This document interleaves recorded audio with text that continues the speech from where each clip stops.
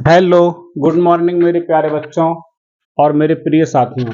आप सभी का अपने छोटे से प्यारे से ब्यूटीफुल फ्री यूट्यूब चैनल हमारा क्लासरूम, जो कि एक एजुकेशनल प्लेटफॉर्म है, मैं आपका बहुत बहुत स्वागत, इस्तकबाल, वंदन, अभिनंदन करते हैं। मैं आपका एसआर सर, मैं आपको क्लास 12th की फिजिक्स पढ़ा रहा हूँ।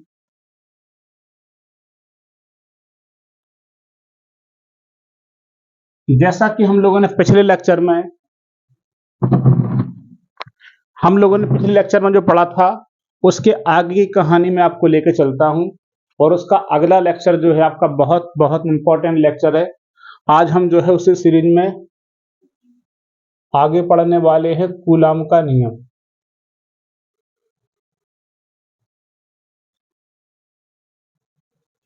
Coulombs law.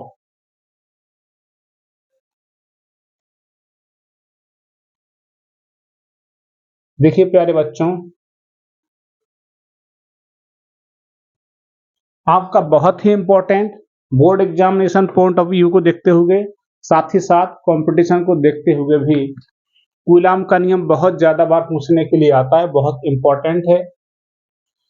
कूलाम ने जो अपना नियम बनाया था, वो न्यूटन के गुरुत्वाकर्षण के नियम से प्रभावित होकर इस नियम को बनाया था। आइए थोड़ा समझते हैं न्यूटन के गुरुत्वाकर्षण नियम को।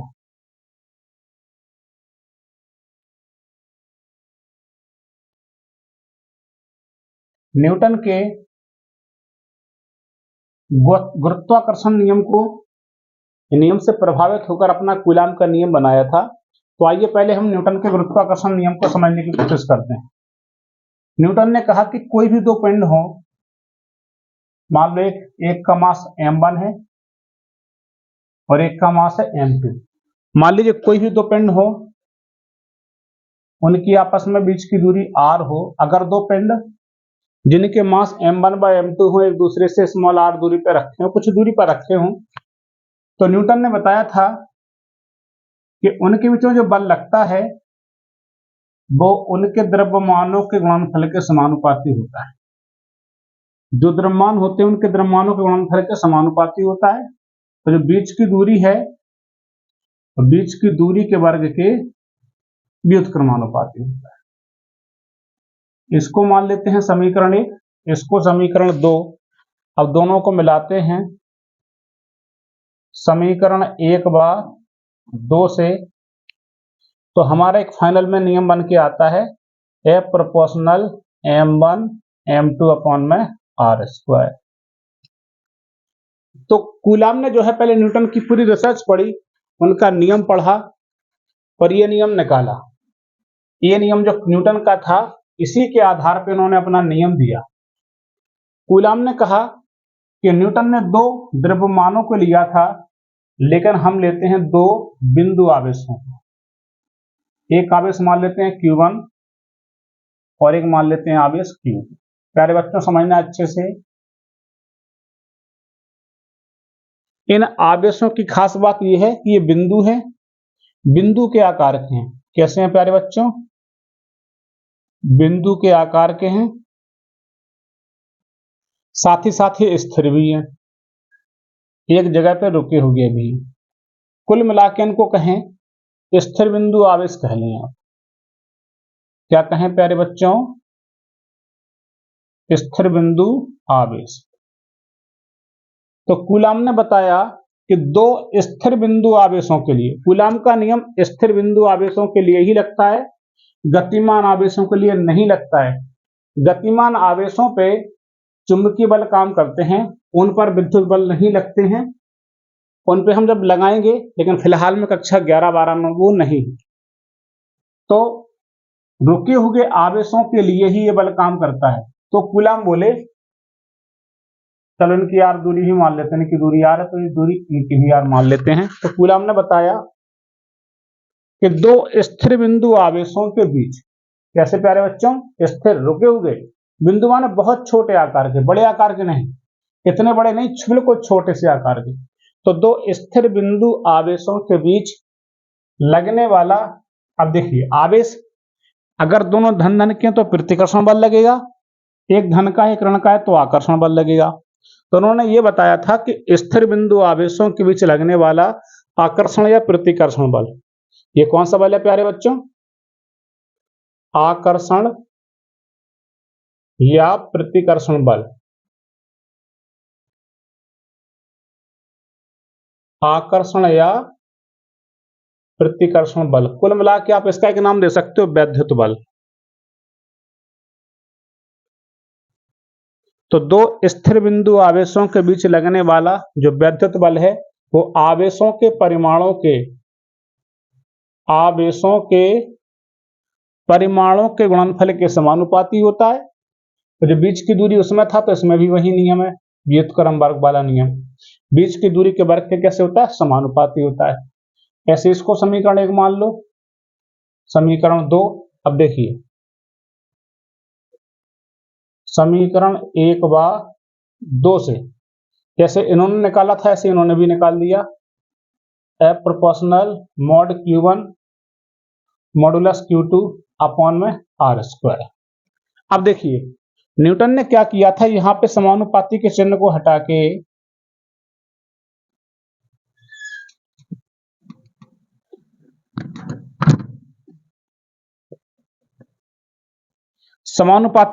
हटा के यहां पे बराबर में G मान लिया था, कैपिटल G, और M1 M2 अपॉन में आर स्क्वायर।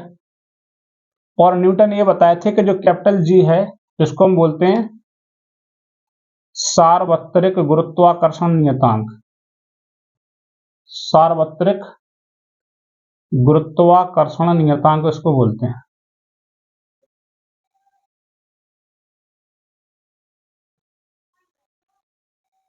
और तो और इस कैपिटल G का मान पूरे ब्रह्मांड में समान होता है, पूरे ब्रह्मांड में कैसा होता है प्यारे बच्चों? समान होता है। अब देखिए कूलम ने ये बताया, कूलम ने जब यहाँ पे समानुपाती का चिन्ह हटाया तो यहाँ बराबर में स्मॉल ए ले लिया। क्या ले लिया प्यारे बच्चों? स्मॉल ए। आप चाहो तो मॉडुलस लगा सकते हो अथवा ना लगाना तो ना लगाइए, हमें सिर्फ परिमाण लेके चलना है, Q1 Q2 अपन में आर स्क्वायर। कूलम ये बताए कि मेरा जो नियम है आवेशों के लिए लगा है, लेकिन जब आवेश अलग अलग माध्यम में जाता है तो बल का मान परिवर्तित हो जाता है। अर्थात यहाँ पे एक ऐसा नियतांक लेना पड़ेगा जिसका मान अलग अलग माध्यम में कैसा हो? अलग अलग हो। कैपिटल G का मान तो हर माध्यम में समान है, इसलिए कोई समस्या नहीं है। चाहे आप जल में निकालो, इन्हीं पिंडों को जल में रखो, चाहे आप मिट्टी में रखो, मिट्टी के तेल में रखो, पेट्रोल में रखो, निर्वात में रखो, वायु में रखो, कहीं भी रखोगे मान सेम आएगा। लेकिन जैसे आवेशों को हम जल में रखते हैं तो मान कुछ और आता है, मिट्टी में दबा के रखते हैं तो मान कुछ और आता है, और यदि हम इनको निर्वात में रखते हैं या वायु में रखते हैं तो मान अलग आता है। तो कुल मिला के हमें एक ऐसा नियतांक लेना था जिससे बल का मान अलग अलग मिले। तो देखिए इन्होंने बताया कूलम ने कि यदि जो आवेश हैं वायु या निर्वात में हो, वायु या निर्वात में हो, तो आपका जो A है वो हम A बराबर रखेंगे 1/4 पाई एप्सिलॉन नॉट। इसको हम पढ़ते हैं प्यारे बच्चों एप्सिलॉन नॉट, एप्सिलॉन नॉट, या तो एप्सिलॉन नॉट कह लो या फिर एप्सिलॉन 0 कह लो। तो हमारे पास जो बल का फॉर्मूला आएगा वो आएगा F बराबर 1/4 पाई एप्सिलॉन 0 और Q1 Q2 अपॉन में आर स्क्वायर। ठीक है प्यारे बच्चों, जल्दी से फटाफट इसको नोट करिए।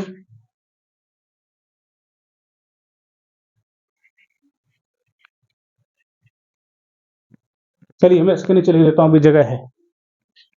ठीक, अब देखिए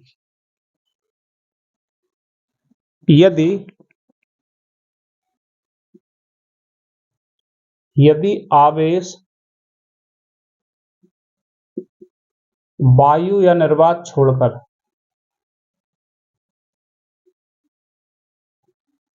वायु निर्वात छोड़कर अन्य माध्यम में स्थित हों।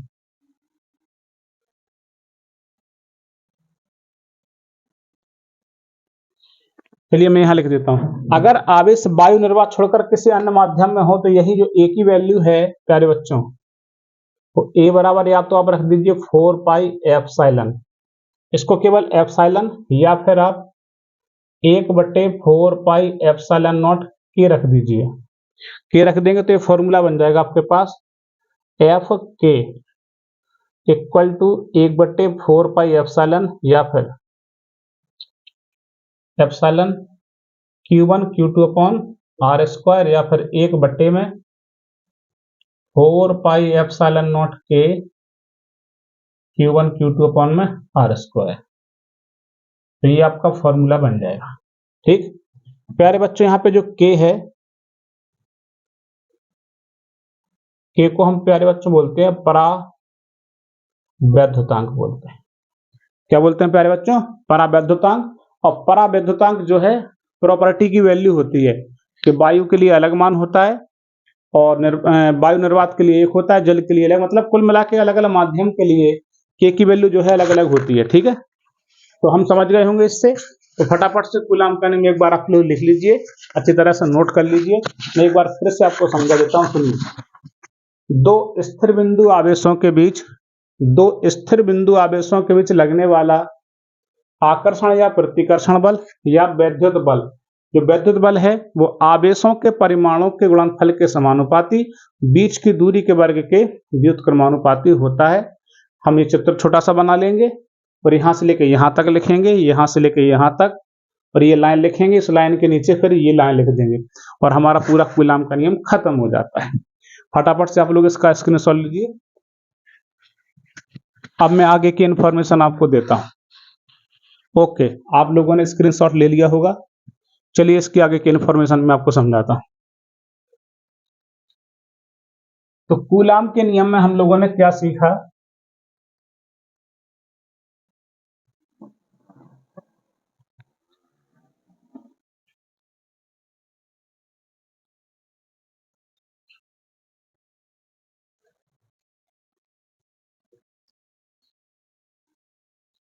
देखिए प्यारे बच्चों, कूलाम का नियम हम लोगों ने देखा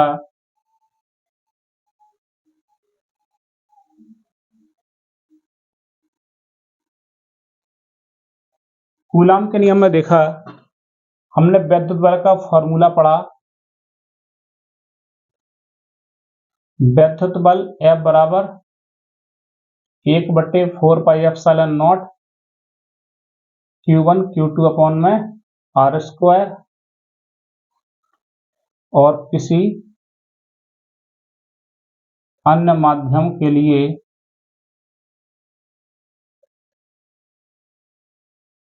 हमने देखा F के बराबर 1/4 pi epsilon Q1 Q2 upon में आर स्क्वायर, या फिर 1/4 पाई एप्सिलॉन नॉट के Q1 Q2 अपॉन में आर स्क्वायर। ठीक है, इसके साथ साथ हमने गुरुत्वाकर्षण बल को भी समझा था। गुरुत्वाकर्षण बल का फॉर्मूला अपन लोगों ने देखा था F gravitational force equal to G m1 m2 upon में आर स्क्वायर। ठीक है, और जहां G बराबर फिक्स 6.67 10 की घात में -11 इसका मान होता है, इसका मात्रक होता है न्यूटन मीटर स्क्वायर प्रति किलोग्राम स्क्वायर। इसको हम क्या बोलते हैं प्यारे बच्चों? सार्वत्रिक गुरुत्वाकर्षण नियतांक बोलते हैं।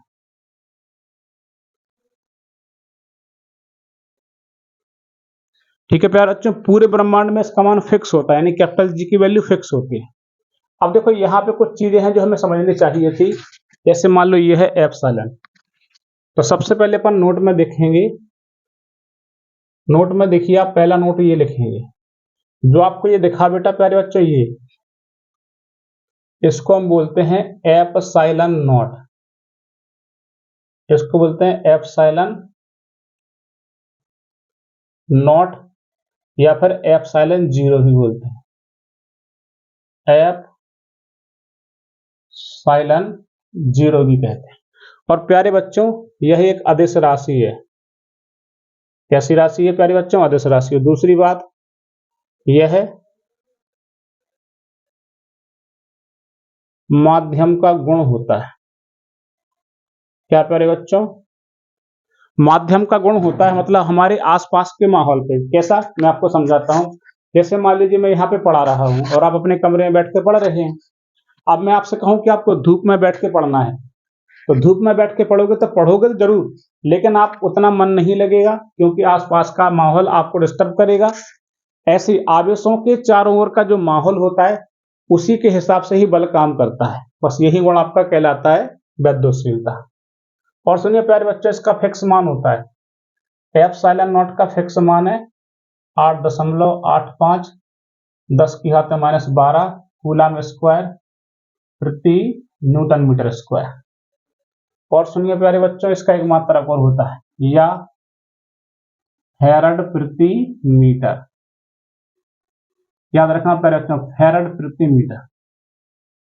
अब ये फैराड प्रति मीटर कहां से आता है? तो एक फॉर्मूला है धारिता का, C बराबर में 4 pi epsilon not into R, जहां पे C को हम प्यारे बच्चों बोलते हैं धारिता और R होती है त्रिज्या। देखिए प्यारे बच्चों, अगर हम 4 पाई आर को इस तरफ ले तो C के बटे में आ जाएगा 4 पाई आर और यहाँ पे एप्सिलॉन नॉट। अब देखिए अगर मैं इसका मात्रक निकालूं तो देखिए धारिता का मात्रक होता है फैराड, फैराड होता है, और 4 पाई संख्या का मात्रक होता नहीं और त्रिज्या का मीटर। इस वजह से एप्सिलॉन नॉट का एक मात्रक बन जाता है फैराड प्रति मीटर, तो फैराड प्रति मीटर बन जाएगा। ओके, जिसको लिखना तो वो आराम से लिख सकता है, कोई दिक्कत नहीं। अब देखिए नोट नंबर 2 में समझिए, नोट नंबर 2 में समझिए, जो आपने यहाँ पे देखा 1/4 पाई एप्सिलॉन नॉट है, तो कूलम ने इसका कैलकुलेशन पहले से ही निकाल के रखा है सवालों को सॉल्व करने के लिए। आप डायरेक्टली इसकी जगह पे रख सकते हो 9 × 10⁻9 और इसका मात्रा बन जाता है न्यूटन मीटर स्क्वायर प्रति कूलम स्क्वायर। ओके, तो 1/4 पाई एप्सिलॉन नॉट की फिक्स वैल्यू है 9 × 10⁻9। ठीक है, तो इतनी सारी चीजें अपन ने नोट में लिख ली। फटाफट से इसका स्क्रीनशॉट लो, मैं और भी आगे बढ़ना चाहता हूं नोट में।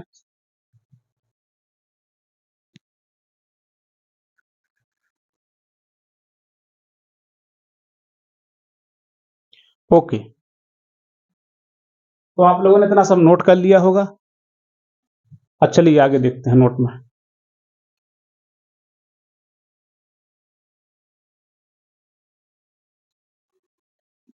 नोट नंबर 3 में देखिए, नोट नंबर 3 में देखिए, अगर आप ध्यान से देखें इसी सूत्र में देखो, जैसे एफ के का सूत्र है, इसमें हमने लिखा है 1/4 पाई एप्सिलॉन और यहाँ पे एप्सिलॉन नॉट के रखा है। अगर मैं दोनों की तुलना करूं तो इसकी वैल्यू इसके वैल्यू के बराबर आ जाएगी, अर्थात एप्सिलॉन किसके बराबर है प्यारे बच्चों?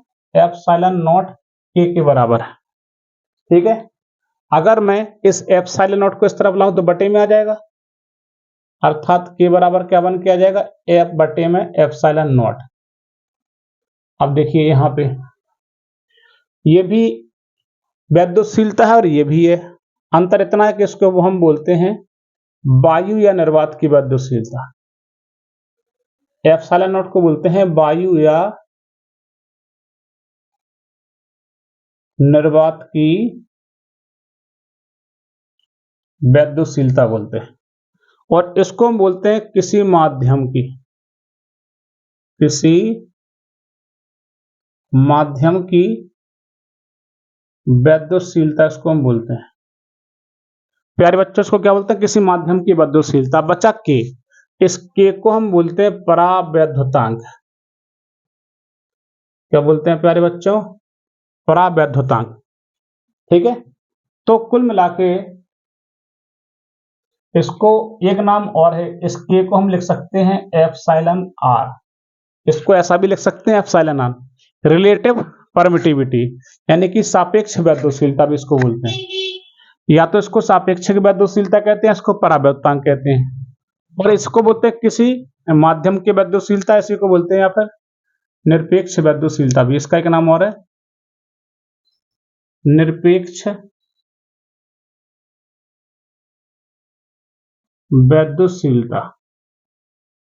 ठीक है प्यारे बच्चों, अगर मैं आपसे कहूं कि परावैद्युतांक की डेफिनेशन क्या, तो आप क्या कहोगे कि किसी माध्यम की वैद्युशीलता, किसी माध्यम की वैद्युशीलता एवं वायु या निर्वात की वैद्युशीलता के बटे को यानी अनुपात को, किसी माध्यम की वैद्युशीलता तथा वायु या निर्वात की वैद्युशीलता के अनुपात को हम परावैद्युतांक कहते हैं, या इसी को हम बोलते हैं सापेक्षिक वैद्युशीलता।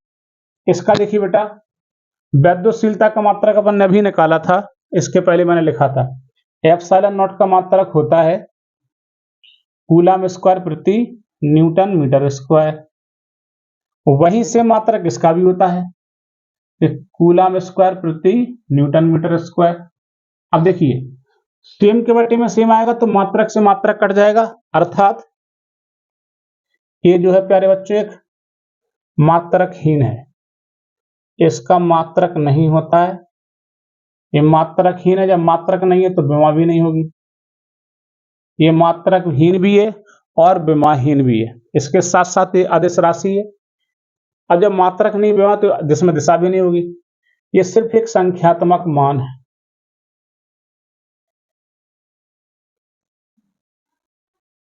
यह केवल एक संख्यात्मक मान है। और सुनिए प्यारे बच्चों, के का मान जो है अलग अलग माध्यमों के लिए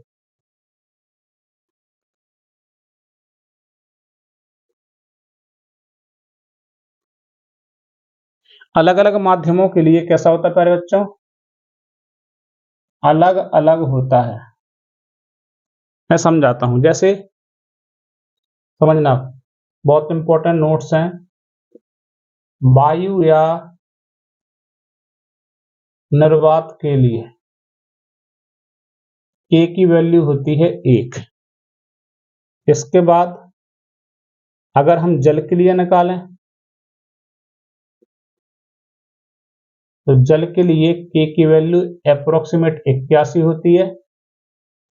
अगर हम कागज के लिए निकालें कागज के लिए के बराबर कुछ 6 के समथिंग होता है, ठीक है। और यदि हम कोई भी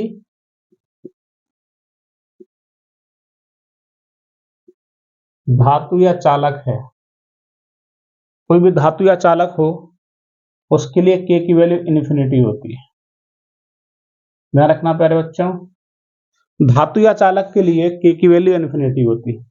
यहां से एक फैक्ट और जानने लायक है कि के की वैल्यू कभी भी जीरो नहीं होती है। के की वैल्यू कभी भी जीरो नहीं होती है, ना तो जीरो होती है और ना ही नेगेटिव होती है। के की वैल्यू ना तो जीरो होती है ना ही जीरो से छोटी होती है। फिर जो के की वैल्यू है वो ग्रेटर देन टू जीरो, ऐसा कर लो कि जीरो से कैसा मान होता है, बड़ा होता है, हमेशा ही बड़ा होता है। और इन्फिनिटी से छोटा भी होता है, बराबर भी होता है। तो कुल मिला के की वैल्यू जो है हमेशा ही जीरो से बड़ी रहेगी, और इन्फिनिटी भी हो सकती है और इन्फिनिटी से छोटी भी होगी, ठीक। और कोई भी अचालक आ जाए, अचालक अगर कोई भी होगा, अचालक के लिए जो वैल्यू होती है, जो के की वैल्यू होती है, वो 1 से हमेशा ही बड़ी रहेगी। 1 से हमेशा कैसी रहेगी, बड़ी रहेगी, और इन्फिनिटी से छोटी रहेगी, ठीक। इन्फिनिटी से छोटी भी रहेगी और 1 से हमेशा बड़ी होगी, मतलब 1 और इन्फिनिटी के बीच में वैल्यू अचालक की हो सकती है, ठीक है। तो इतने सारे नोट्स जो हमें कुछ जानना चाहिए था वो हम लोगों ने आज समझे। फटाफट से इसका स्क्रीनशॉट ले लीजिए ताकि हम कल आराम से सवाल लगा पाएंगे इसके। और आप लोगों ने कूलम के नियम में देखा, बहुत सारी चीजें मैंने आपको समझाई हैं। तो इन चीज़ों को अच्छी तरह से समझिए और घर पर बार बार इसका रिवीजन करिए, क्योंकि बहुत इंपॉर्टेंट टॉपिक है। इन सूत्रों को आप लोग याद कर लीजिएगा। इन सूत्रों से मैं आपको कूलाम के नियम के 2 सवाल बताऊंगा जो आपको समझने चाहिए। ठीक है, तो बाकी मिलते हैं कल, तब तक के लिए thank you, good night, bye bye.